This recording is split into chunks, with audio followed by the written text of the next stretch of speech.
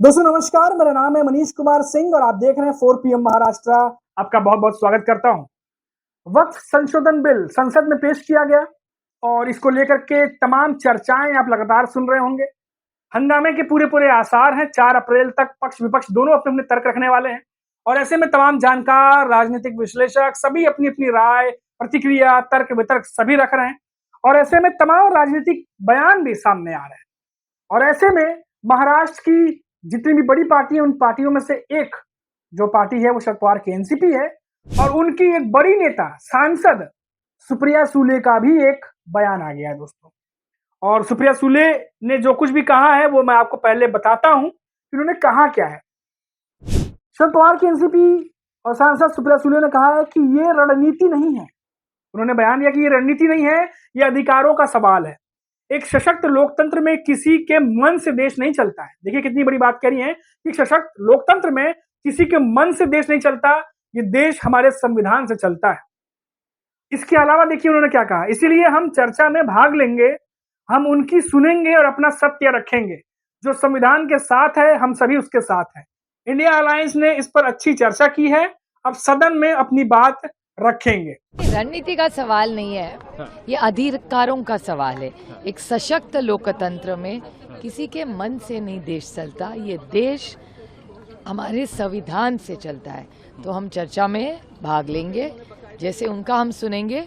हमारा जो सत्य है और जो संविधान के साथ है उसी के साथ हम सब साथ में हैं। बहुत अच्छी चर्चा हम सब की इंडिया अलायंस की हुई।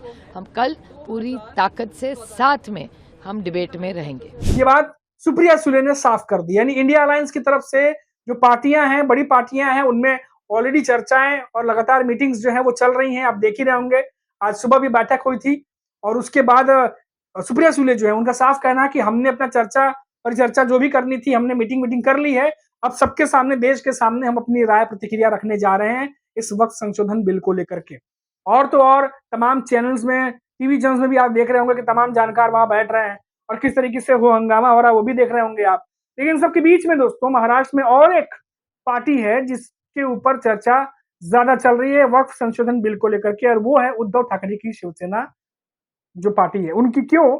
क्योंकि अभी तक उनका स्टैंड क्लियर नहीं है कि वो क्या करने वाले हैं, क्या कहने वाले हैं। और इसी बात को लेकर के महाराष्ट्र के सीएम देवेंद्र फडणवीस की तरफ से भी ऐसी खबरें आ रही हैं कि उन्होंने भी ये बात कही है कि देखना दिलचस्प होगा कि इस सिचुएशन में वो क्या करते हैं, क्योंकि सभी को पता है कि बाला साहब ठाकरे जो है उनके विचार किस तरीके से, और पहले क्योंकि शिवसेना और बीजेपी अलायंस में रह चुकी है और हिंदुत्व की बात करती है और उनकी आइडियोलॉजी भी कुछ उस तरीके की है। तो अब ऐसे में उद्धव ठाकरे का स्टैंड देखना भी दिलचस्प होगा। देवेंद्र फडणवीस भी ये बात कह रहे हैं। और देखिए खबर भी क्या आ रही है, आपको बता दें कि जो देवेंद्र फडणवीस है उन्होंने ये सवाल किया है और उन्होंने कहा है कि अब जो देवेंद्र फडणवीस की जो मैंने आपको बात बताई कि वो अब उनका स्टैंड क्या होगा उस पर सबकी नजरें होंगी। खैर ये तो बात हो गई महाराष्ट्र की।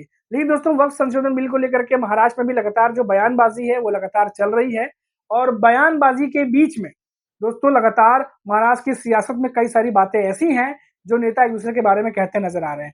अभी आपको पता होगा कि विधानसभा बजट सत्र संपन्न हुआ और किस तरीके से उस सत्र में क्या क्या कुछ हुआ वो सब आपने देखा। और ऐसे में लगातार हमने देखा कि इस बार महाराष्ट्र विधानसभा सत्र में मुद्दों को छोड़ दें अगर, तो बाकी सारी चीजें हावी रही। अब महाराष्ट्र में वक्फ संशोधन बिल को लेकर भी धीरे धीरे अब आवाज तेज होने लगी है। दिल्ली की सियासत तो तेज गहमागहमी बढ़ी गई है। अध्यक्ष महोदय, भाजपा जब भी कोई नया बिल लाती है तो वो अपनी नाकामी छुपाती है। भाजपा वाले मुसलमान भाइयों की वक्फ की जमीन चिन्हित करने की बात कर रहे हैं, जिससे महाकुंभ में जो हिंदू मारे गए हैं या खो गए हैं उनको चिन्हित करने की बात पर पर्दा पड़ जाए।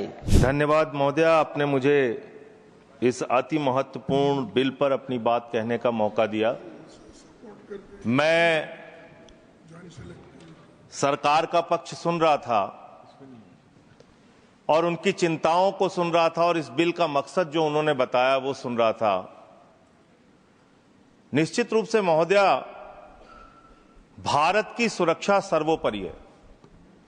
राष्ट्र की सुरक्षा से किसी भी प्रकार का कोई समझौता नहीं होना चाहिए। देश के अंदर किसी को भी अवैध तरीके से घुसपैठ करने की इजाजत नहीं होनी चाहिए। देश के अंदर कहीं भी अवैध घुसपैठिया नहीं होना चाहिए। लेकिन पिछले 11 साल से इस देश के अंदर आपकी सरकार है। ज्यादातर राज्यों में डबल इंजन की सरकार है, डबल इंजन की सरकार है।